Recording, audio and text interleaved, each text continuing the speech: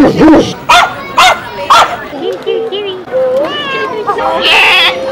goats. They're very nervous. Oh, poor little guys. This is Princess Fairy Abby, and this is Dolomite the butterfly.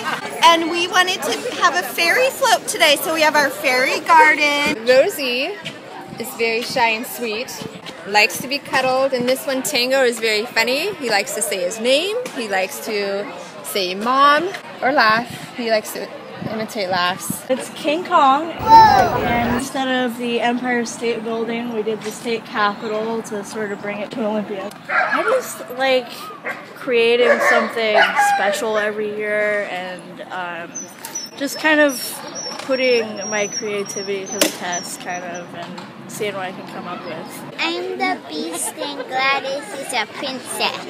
They're so cute. They are cute. But they scratch if you hold them. Oh, little wiggle bottom. She's cute but vicious. Yeah.